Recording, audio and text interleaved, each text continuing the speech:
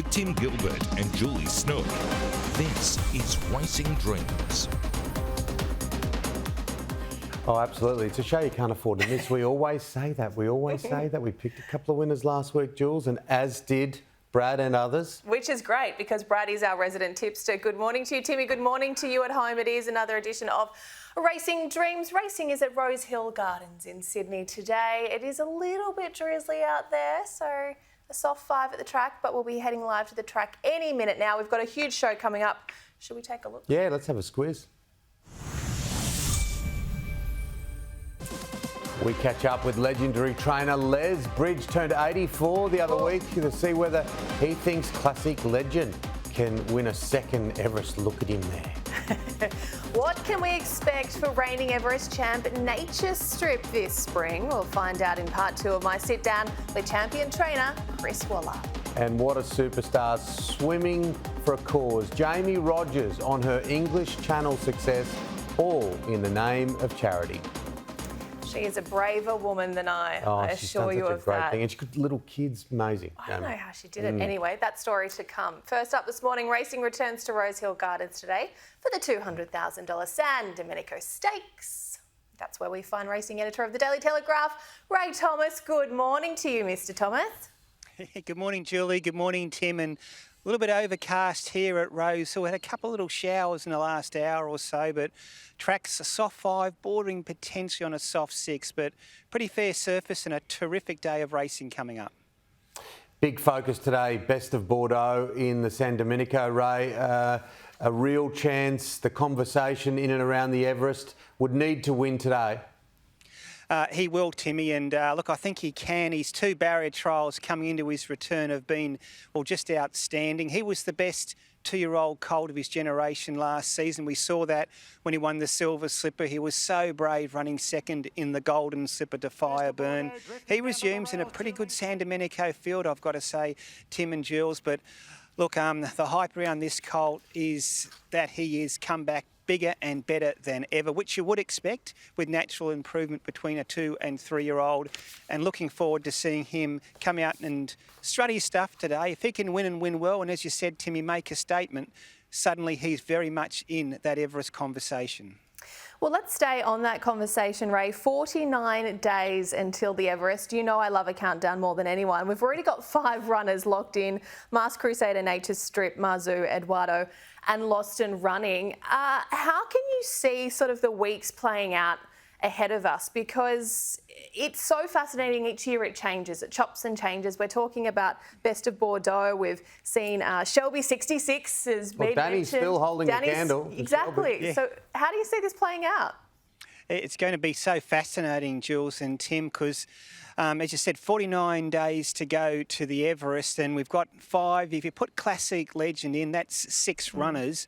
We've still got half the field to work out. And each week we'll have horses like Best or Bordeaux and others potentially put their hands up, so to speak, as Everest runners. We've got so much to look forward to in coming weeks. Of course, next week is the first of the real important Everest lead-ups with the Concord Stakes and Eduardo resuming. But today we've got those fringe candidates, that 3-year-old division. We know there's potentially some very, very good horses in this 3-year-old division, starting off with the likes of Best of Bordeaux. So it's important that those sort of fringe Everest candidates come out and make that early season statement, which makes these races so fascinating. Racing's Night of Champions during the week, and we heard names like Chris Waller and Danny Williams have, of course, got Personality of the Year, and Shelby 66 was an amazing story. What about Marzu? Marzu, the beast from the east, John Massara, he first introduced me to Morris a few years ago, and he said, you wait and see what happens here. They've taken Morris for 2 years.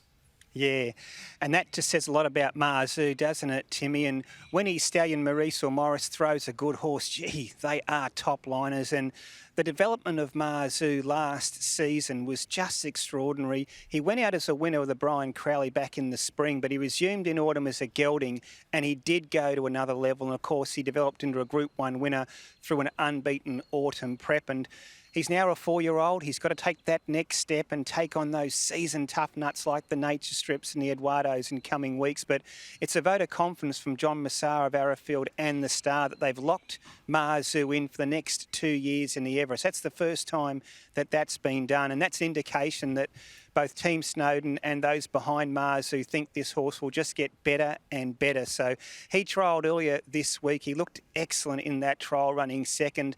Masked Crusader was in the same trial. I loved his trial, finishing third. He needs a dry spring, Masked Crusader, to show his best. There's some talk of another La Nina, guys. I hope that's not right. But you mentioned Danny Williams earlier. He'll be hoping there is more rain, because that suddenly brings the cult hero Shelby 66 into the conversation as well. As I said, it's fascinating what's going to unfold in the next 2 months. It's incredible. We talk about this each and every year since the inception of the Everest, Ray, is how much the weather really does come into play, because the dynamic changes. And if you see a Shelby 66 come in for an Everest this year, I mean, I tell you what, that's an incredible story. It is, and don't forget, people might say, well, is he good enough? Well, don't forget, he split Eduardo and Nature Strip in a challenge stakes earlier this year, and then won the Group 1 Galaxy. I know they were on wet tracks, but if we get a wet spring, he's not out of the mix. And congratulations to Danny winning that important award on Thursday night for Racing Personality of the Year.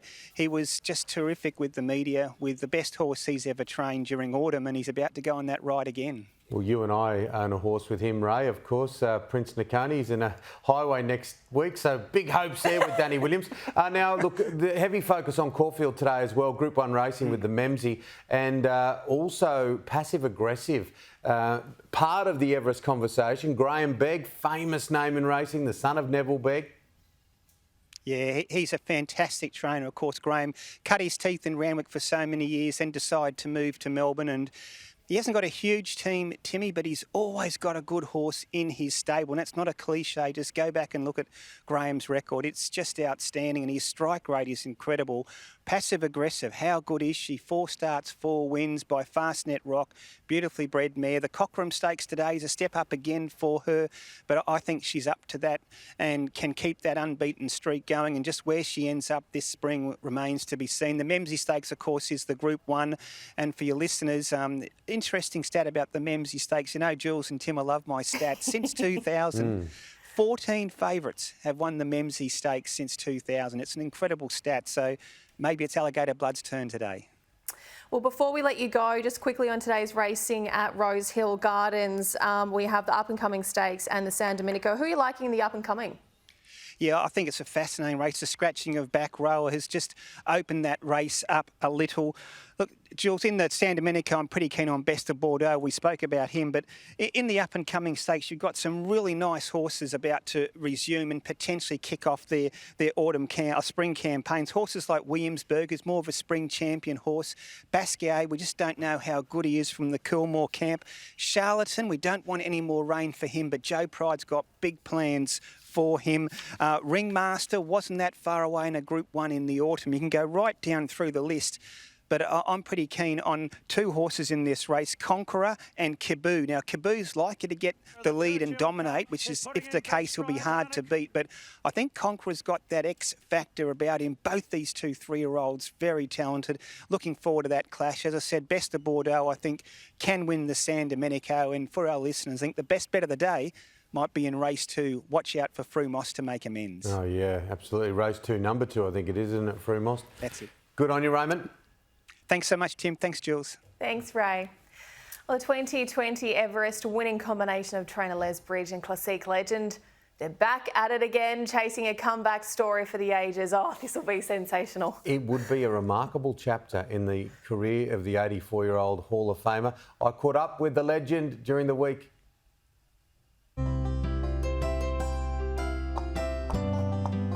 Well, there he is, Les. He's looking good. He's a lot lighter grades. He's got a bit older, isn't he?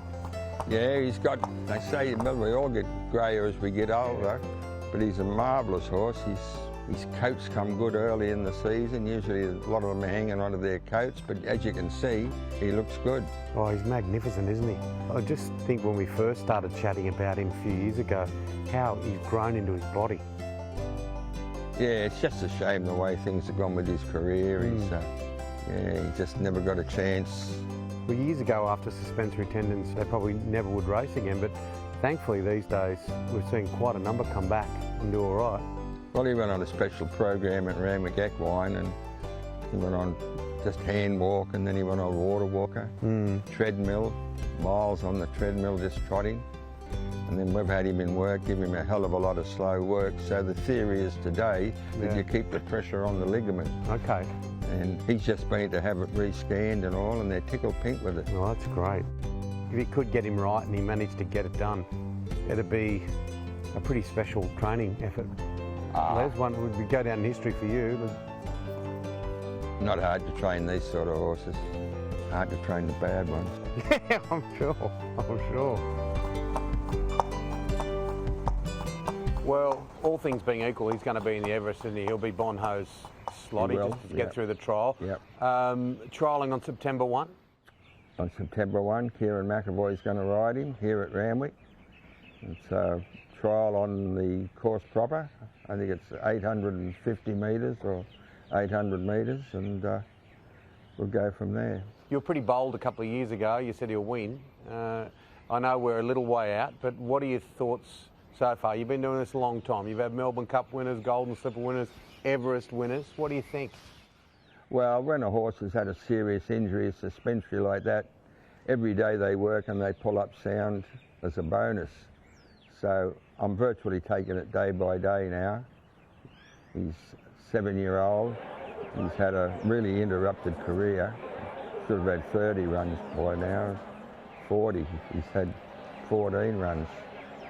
I think he's averaged about 800,000 every time he's put his foot on the track. So he's done all right, but it has been a interrupted career, and everything's about timing in this business, and it's always hard to get the timing right with him. He went to Hong Kong and come back and got delayed. And anyway, that's all in the past. We got the timing right this time? Perfect. Perfect. So how will he go if he's fit? If I can get him to the stage that I had him when he won the Everest, or even last year, he only got beat about a length and a half last year, and Kieran felt him go at the furlong. He said he put in a bad stride at the furlong, pulled up with a torn suspensory. So if we can get him through without any mishaps, I said it before, I think him and Nature's Strip are the two really class horses. I'm not degrading any of the other horses in the race. Something could come out of the blue. All these young horses coming up, always got great sprinters in Australia, but they're the two proven ones, and providing I can get him back to what he was, if that's possible, he'll go well. That would be the perfect race, the perfect script too. Nature Strip out in front and then Classic Legend just storming home. That's the right. beautiful grey. Yeah. He's still got a great nature. You say he's 14 runs, it's a bit like a 3 or 4-year-old, isn't he, really? He's so lightly raced because of what's gone on. Like all good horses, he's got the best nature you've ever seen. Nothing upsets him. He goes to the races, walks around, just takes everything in his stride. All the good horses I've had are like that. You get these ones that get on the toe and run their race before the race. He's the complete opposite. He's a complete professional. Absolutely. All right, let's put the Les Bridge crystal ball on the table. Is he going to win the Everest in 2022? Classic Legend? Now, I can't say this year he's a good thing like I did before. There are too many obstacles in the way, but if I can get him there fit and well, he'll run good. I can guarantee that because the horse wouldn't know how not to run well. The grey flash is starting to cut loose. Here he comes. Classic Legend storms to the front and kicked away. The grey flash is now an Everest legend. Did you feel that? Oh, I just got goosebumps. I just got goosebumps. I tell you what, if Les Bridge comes out again this year and says he's going to win, listen. Someone else we're talking on the show shortly thinks that script, would hope that script be slightly different with another horse coming around the outside of Classic Legend. We're going to jump to that real soon. I'm wondering if he's listening right now. Stay with us. We've got more to come on the other side of this, including part 2 of our sit-down with champion trainer Chris Waller as Nature Strip eyes back-to-back Everests.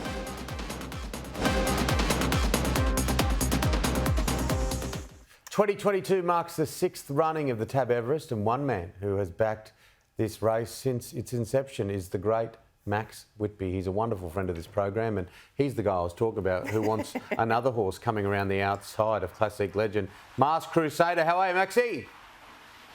Good morning, guys. How are you? Very well. Well, Maxie, Masked Crusader, the first horse to be locked in for the Everest before Christmas. I tell you what, you did not muck around this time. No, all indications late last year we had a horse that gave one place better this year. And consequently, we're very happy to lock in, and preparation was everything. And by all reports, we're going along nicely. You saw the barrier trial Tuesday against Marzu, and I think we're on track. Everybody's happy, just the weather. Yeah, well, that's it, isn't it? That's the unknown factor. And Jules and I were talking about it during the break. We just don't know. I mean, Shelby 66 won a Group 1. Yeah, well, you know, what can I say? Just every year we say, oh, it's not going to be wet, and all the long forecasts say it's not happening, and then it always, well, I think we've had a wet week every year, I think, something like that. We can handle the wet okay, as long as it's not a heavy, you know. What has the feedback been from Team Hawkes? As you said, we saw that trial. How's he going at the moment? They were very happy. The times are very good. Neil's he's the liaison. He's the point man with Masked Crusader with the Hawkes crew, and all indications are everything's on track. How excited do you get this time of the year, Max? Like, we've got the San Domenico today, I think it's the Chelmsford next week, and then we've got Group 1 racing from there on all the way through to deep into November. We've got the Memsie Stakes at Caulfield today, lots of the good horses, Tefane, Alligator Blood.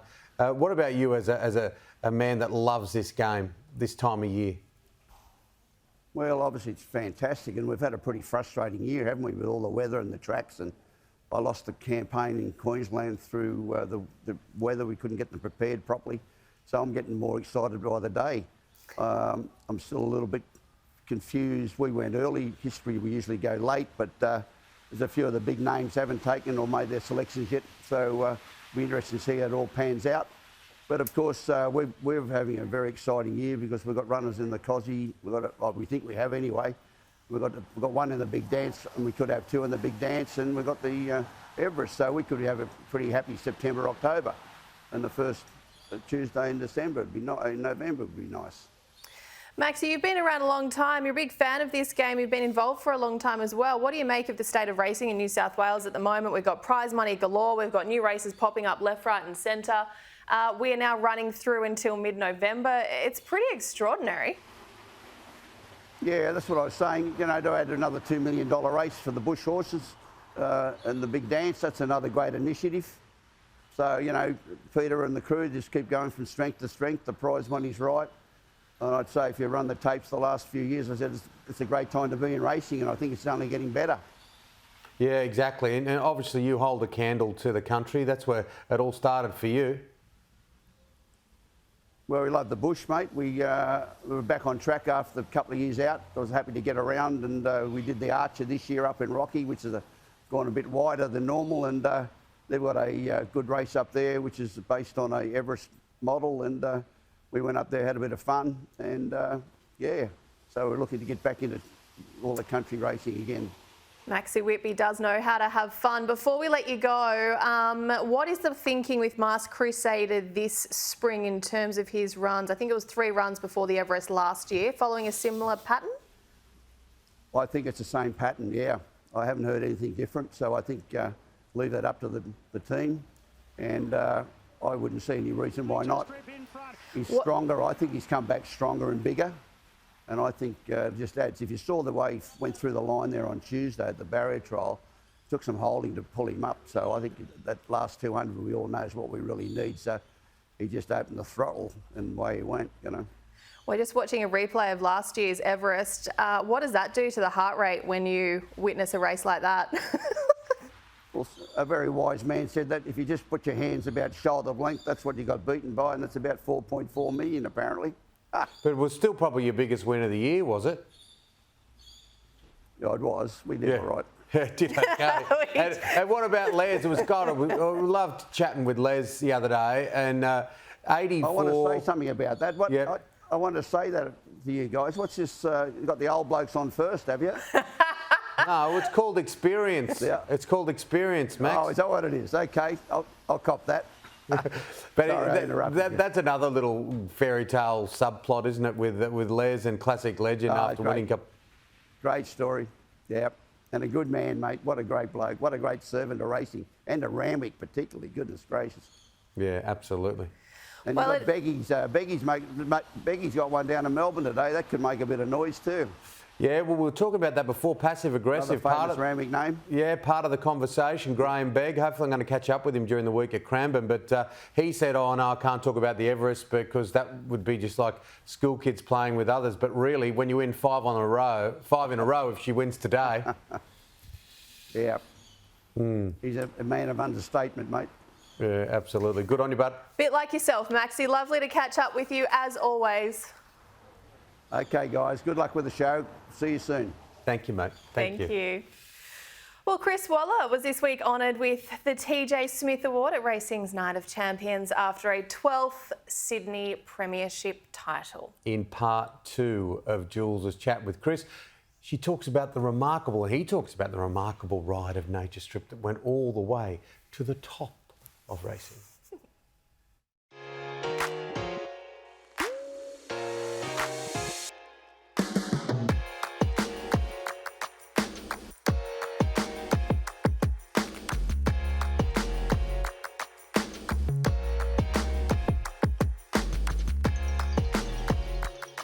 Yeah, Nature Strip's been an interesting ride because he's a lovable rogue. Doesn't always win when people expected him to in the early part of his career, but I think he's become more predictable and more trustworthy. He is a very fast horse, and just like, I guess, a 100-metre sprinter, if they go too fast, they won't finish the race off well, and he's the same. He's so fast, but he gets himself into trouble. But now he's learnt to harness that, and that's been the most exciting part of his career, now that he's really understanding the key to racing and success. I think he's going out there with a bit of arrogance, and yeah, he's a good horse to be involved in because of that. He has every right to be arrogant. Yeah, what he did up the straight at Ascot was pretty special.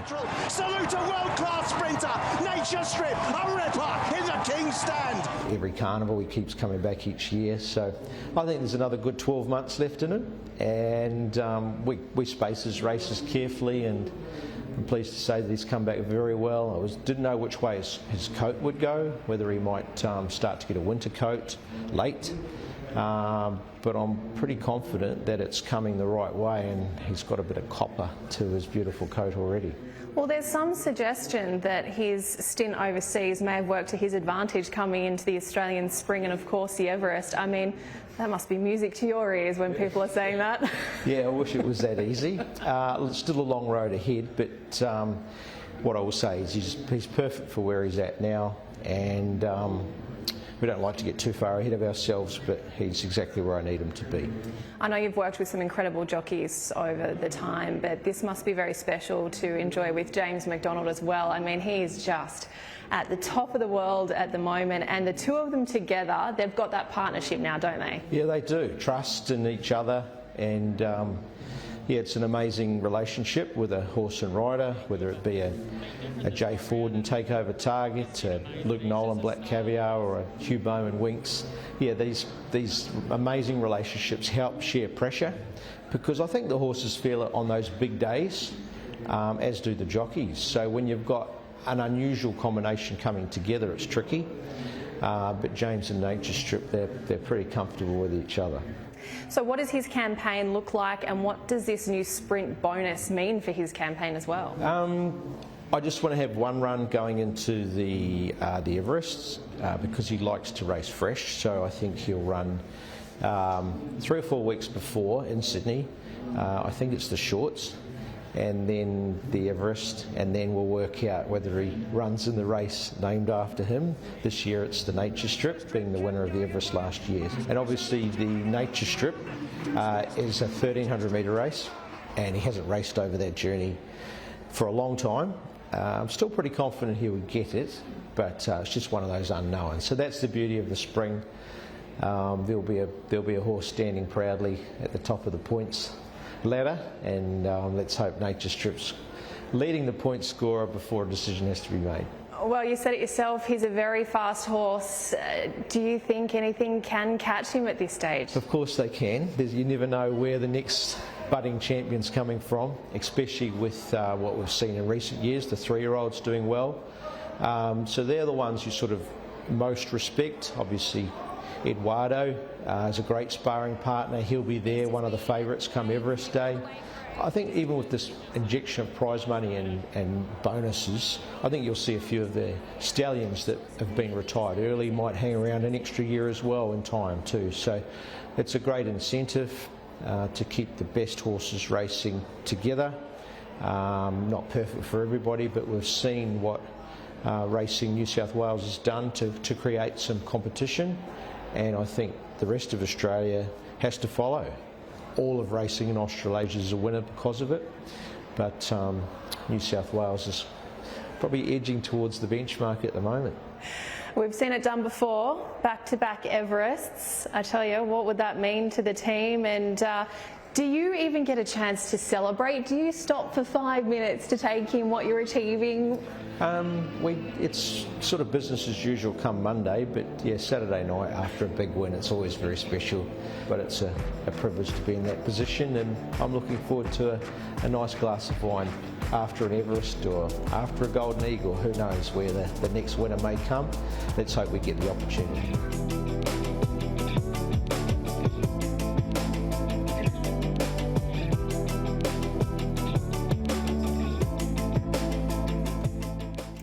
Welcome back to Racing Dreams. Well, all of today's race action is out at Rosehill for San Domenico Stakes Day. And of course, it's at Caulfield in Melbourne. So let's get the latest markets with Daisy Thomas. Morning, Daisy.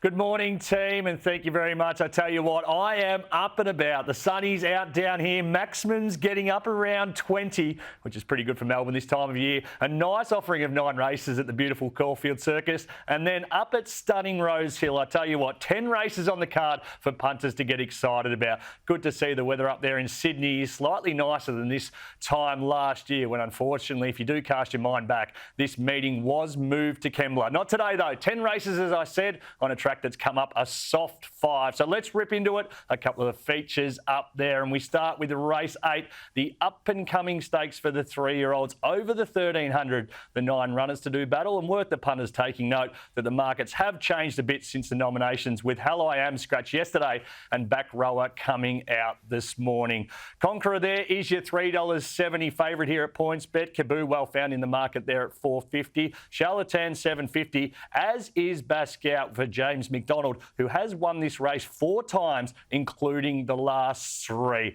Be interesting to see there. Lethal Thoughts $9.50. Back Rower, as I said, and Hell I Am both scratched in those markets, so expect some deductions there. The PointsBet punters have found a few there, but it shapes to be a very competitive edition of the up-and-coming. The next race we will have a look at is the 9th on the card, and that is the big one, the San Domenico Stakes for the 3-year-olds over the 1,100. Field of 10 to do battle here. The 2 scratchings in this race of Sebenak and Ebhar haven't affected the market too much. Best of Bordeaux, the Golden Slipper runner-up, has been really well found in this one. $2.40. Expect that to get a touch shorter as well. Nitsuno there, $6.50. Spacewalk at $8. Zucchero, if you will, $8.50. Swiss Exile at $9.50, and the rest of them there at the double figure odds. I tell you what, though, the PointsBet punters very keen to rip into the Best of Bordeaux, and I think regardless of the result, Tim and Julie, I might just do the same tonight. Yeah, well, it's hard to go past, let's be honest. Let's head south quickly. Make sure you decanter it. Let's head south quickly now for the meet at Caulfield, Daisy. Yeah, sunny Caulfield, as I said, the best day forecast-wise we've had down here in a very long time. Tops of around 20, as I said off the top, which is a real treat. However, the action on the track will no doubt be a lot hotter. The first race we're having a look at is the 5th, the McNeil Stakes. And Aft Cabin here is the dominant favourite after a 6-length romp at Sandown last start. Jamie Carr rides there at $3.30, and again, expect that to find some serious support as the markets get closer to race time. Jacquinot $5.50, Dormier there, the other Godolphin runner, which won the Group 1 Blue Diamond last autumn, is at $7 there, as is Zambogini. Crosswinds at $10, Lincoln Square, Maximilius at 21s, as is Squad. The next one we have a go at, of course, is the Memsie Stake, the big one. Group 1, weight for age, 1,400 metres. A nice field of 14 assembled. No scratchings as we speak. And I've gone back through the history books to find a bit of a trend here for punters. As we know, trend is the fend. And I love what you say. What did you come up with, Daisy? Well, the last 5 winners of this race have all come off a 14-day break. The only horse that meets that criteria in this race is Elephant, which is about 70-odd bucks. But if you have a look at the market, Alligator Blood, pretty solid there at $5.50, as has been Western Empire, the same quote. Elation there, $6.50. Tefane at $7. Cascadian, $7.50. I'm Thunderstruck at $8. And Snap Dancer rounds out the favourites at $9.50. A wide open affair in this year's Memsie makes for an interesting contest, no doubt. If you are going to have a bet, as always, please download that PointsBet app. Gamble responsibly. And if you are going to bet, please just remember one thing today, Tim, Julie. Faster, easier, better. PointsBet. Built different. All right, buddy. We'll see you during the week. Now, 2022 Sydney Carnival. We're very excited. It promises to be a celebration, like it is every year, of world-class racing, food, fun and fashion. A few of my favourites in there. And with $66 million in prize money on the line, including the 6th running of the world's richest race on turf, the Everest, it's no wonder there is some seriously loud buzz around town. Yes, I thought I'd head out to... Racing was at the Kenzo track at Randwick on Wednesday, and I'd go and chat with a few people about the spring ahead.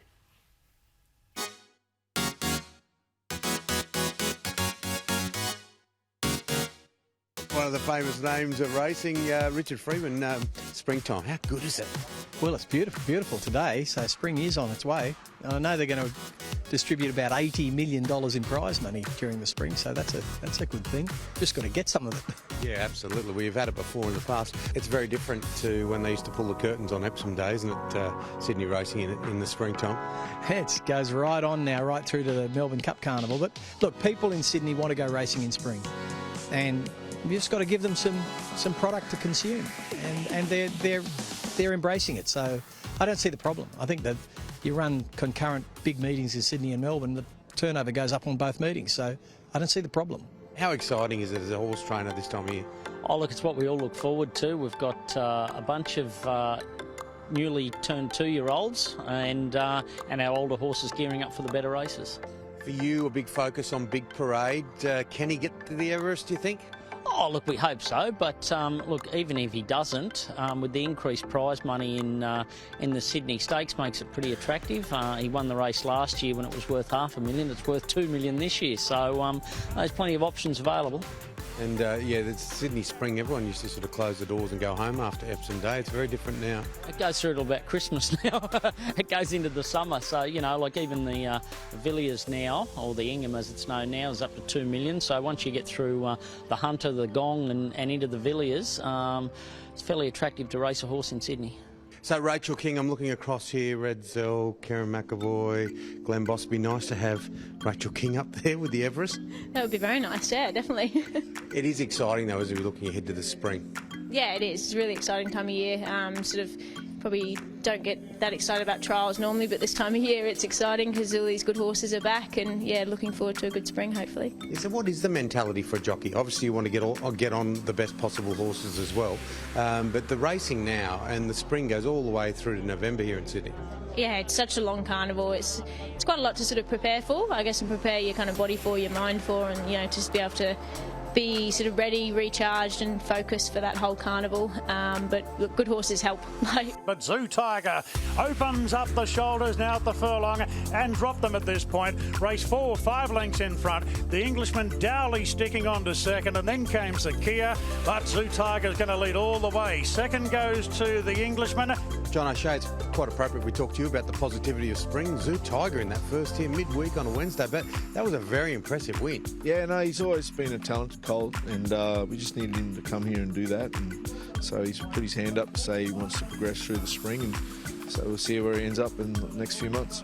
It's fantastic, the Sydney Spring, isn't it? That's the best time of year to race, and so why not do it in Sydney where we don't have to leave home? Absolutely. What about Lost and Running? He's in great form. He's a bit more forward than this time last year.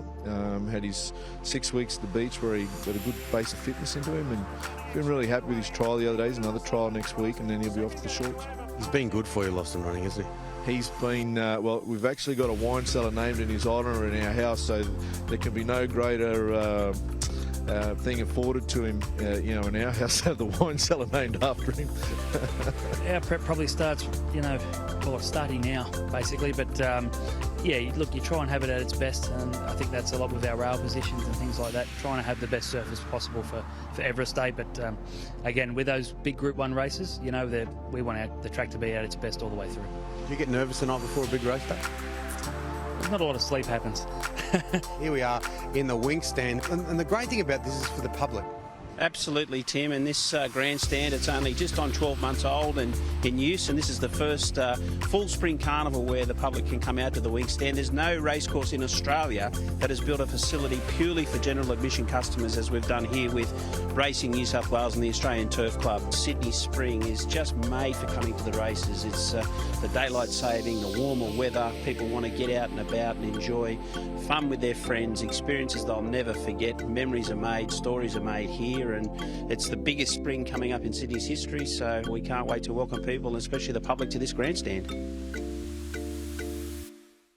Oh, spring is just around the corner. I cannot wait. It looks sensational. They do such a great job, the ATC there. Yeah, cold libation in the Happy Clapper bar in the wing stand. Well, some of us can enjoy that. I can enjoy a soft drink. A few months' time, of course. There's three of us on the set here. Coming up next, we introduce you to the news-reading race enthusiast, mum of two, and now English Channel swimmer. This is nice.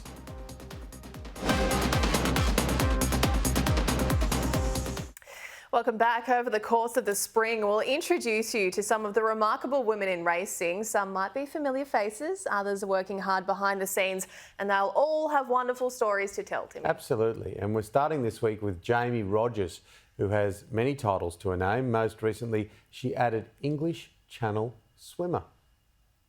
To start the Trail Mitchell on a $4 million action will still go ahead as planned. Following another day of rail strikes, the transport unions say they want to sign an agreement. I'm the newsreader on the Big Sports Breakfast. I'm a mum of two boys. So I've got Hudson, who's 4.5, and Archer, who is 2.5. But I've also worked in the racing industry for more than 15 years now. I've been absolutely obsessed with the racing world since I was a youngster. My grandparents had racehorses, so I always wanted to work in the industry.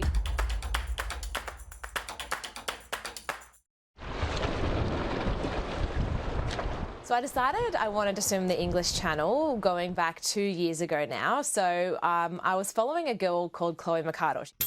She's an Australian swimmer, and 2 years ago was when she was trying to break the men's record for the amount of channel crossings, and that was 34. She's now gone on to swim at 44 times. And because I was updating our listeners and I was really quite interested in what she was doing, and I came home one day and my husband said to me, "You're so obsessed with this Chloe girl, why don't you go and swim the English Channel?"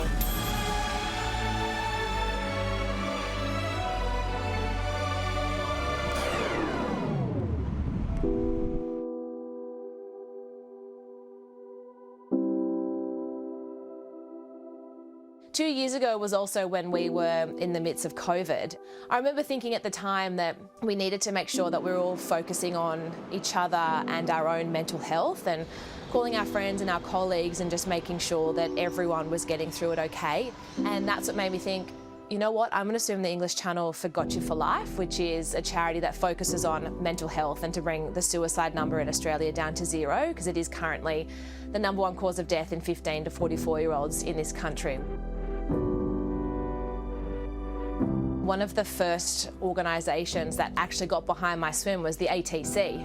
Straight away, their charity arm wanted to get behind and support, so they actually donated $10,000 to Gotcha for Life 2 years ago. Tommy Berry was someone else who, it was actually quite funny. We've got some great vision of him at a Big Sports breakfast lunch doing a shoey out of Michael Clark's red Asics shoe because he auctioned off that item to go towards Gotcha for Life. And Tommy said he just wanted to support the charity and get behind my swim as well. So the racing community, they also have had fundraisers for me, and I could definitely feel the love from multiple people across our industry.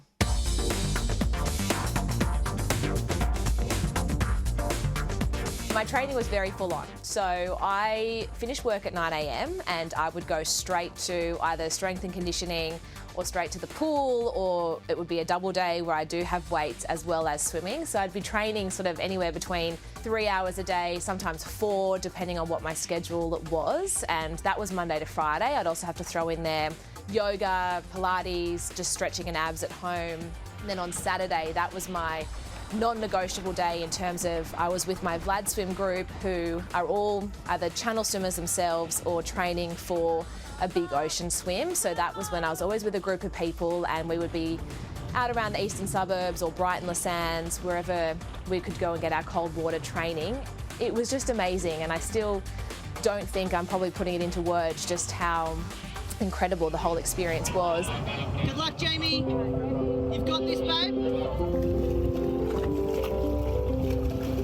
It was just that sheer relief of all this time and all this training and the time away from my family, and it was just such a sheer relief of, oh my gosh, I've done it. I've made it, I have done it. Climbing up onto rocks has never felt so good before. It was just, yeah, just such a relief. It wasn't even that joyous moment, it was just, oh, I've done it, I did it. Oh, what a nice piece, and what a delight. Both of you are, but that's a fantastic achievement, isn't it, Jamie? Well done. An incredible achievement by Jamie, given how busy she is as well. It was great. So thank you, Jamie, for that chat. Well, racing returns to Rosehill Gardens this weekend, of course, so it's time to bring in our tipster, Brad Gray. Good morning to you, Brad. Good morning, guys. Hope you're both doing really well. I was just looking at the skies before. It's beautiful blue over there. A little bit grim over there, so hopefully as far as Rosehill goes, we get that blue sky because we're in for a cracking day's racing, of course, highlighted by the San Domenico Stakes, and I love these early 3-year-old races. Yeah, before we talk about the San Domenico and, of course, Best of Bordeaux, we had Les Bridge on the program today, classic legend, and he turned up, the big grey. This would be just a remarkable story, wouldn't it, Brad, if classic legend got a win in the Everest for a second time? Oh, absolutely it would. We know what he's capable of doing, so it's just a matter of getting him up, getting him firing, fit and firing, and all the noises coming from Les Bridge are pretty positive, aren't they? So fingers crossed that he can keep him together, because as Les said, if there's one horse that can beat Nature Strip, it is the grey, and I seem to say it every week on this show, but we love him here. Racing Dreams, it wouldn't be an episode without us mentioning classic legend, and he just adds so much interest to the race. So I think we're going to see him a couple of times before he gets to the Everest. We saw him first up in the race last year, and he just ran out of carrots that last little bit, wasn't quite fully fit. So what can he do fully fit? Well, he can go toe-to-toe with Nature Strip, and that creates a mouth-watering scenario. And he can also win an Everest, we know that. All right, let's take a look at today's racing. First of all, what is your best bet of the day, Brad? Best bet for me comes up in race 7, number 14, Waterford. Now, I think he is a really talented horse. Yes, he only won a maiden first up. That was his first run in Australia. He's an import. He's only had the 2 starts. I love the way that he's trialled. And I think for Chris Waller to run him a little bit out of his grade is not necessarily like Chris. So I think there are ambitions to get him to bigger and better things down the line. So we jump on the bandwagon nice and early with him, because I think he's a really exciting and talented galloper, of course, in the right stable. What about the San Domenico? Yeah, cracking race, isn't it? So you got Best of Bordeaux. The last time I looked, he was a $2 pop. So he has been well found, which I think is fair enough. He was the standout colt in his 2-year-old season. It was pretty much a season dominated by the fillies, of course, Fireburn and She's Extreme were the pick of him. But he was the one that just kept turning up. He's got speed to burn. And I know there's a few speedy gallopers drawn underneath him today at Rosehill. Rosehill, 1,100 metres, you generally want to be right on top of the speed, because it's a very hard track and trip to make ground from the back. But I think if they want the front, they will get it. James McDonald does the steering today, and his most recent trial suggests that he is up and running. So I know that the Likes of Coolmore, Aquas, both have Everest slots, and there is a bit of a whisper that this 3-year-old could put his hand up and potentially take one of those spots. And I'd love to see 3-year-old in the race, because with that weight allowance, that makes him pretty hard to beat. What about your roughies today, Brad? Yeah, we love a roughie, don't we? So race 5, number 1, Angel of Truth. Now we have to go back 3.5 years since he last won. 3.5 years. Yeah, bear with me. He is a horse that has raced pretty much exclusively in group company since that date. That was the ATC Derby back in 2019. Today he's in benchmark company. He gets the sting out of the ground, which absolutely suits. He's trialled superbly. And you go back to first up last preparation, guys, and he was only beaten a length by Very Elegant. So, geez, that makes him hard enough to beat today. And I think we're shopping at about $15. So have something each way on him. And we go to the up-and-coming Ringmaster, to be ridden by Tommy Berry. That's race 8, number 5. Now, this up-and-coming stakes is notoriously tricky to pick the winner, because you've got 3-year-olds resuming, and they'll probably get over a bit further, but I think he maps to get the right race, or the right run in the race. And you go back 12 months ago, and the same stable won this very race with Tiger of Malay, and Ringmaster comes here with a very similar setup. So again, I think he's around that $12, $13 quote. If you have something each way on him, I don't think you'd go too far wrong either. Sounds good. What about anything else for us today that we could just maybe walk away and get a cheap Chinese with? Are we talking favourites, or are we talking more so on the rough side here? Oh, I'm happy to go Is with there anything that wins, Brad? Anything that's going to finish first ahead of the rest of the minute. There's a lot of shorties today, I did note. So I think it's going to be one of those days where the bookies get the lot, or the punters go home happy. You've got Frumos, I think it's, $1.80. You've got Fire, $1.70, and then we get to see Shades of Rose. So I guess if you're so inclined and you like a little all-up or a little multi, maybe just take them in a 3-way and hope that all the shorties do right for the punters, because I think they've all found the right race, and they all probably should be winning.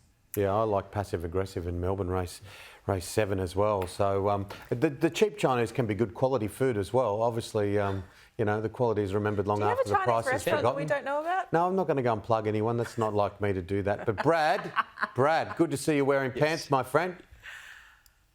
Always wearing pants, both literally and metaphorically. Oh, well done. Well done. All right, Brad, we'll see you next week. Thank you. For those that missed it, Brad early on wore shorts, and we got him out. We got him. We always do. Thank you also to our sponsors, Racing New South Wales, Arrowfield and PointsBet. We will see you again, same time, 9 o'clock next week for Racing Dreams. And our wonderful producer, Carla. See you then.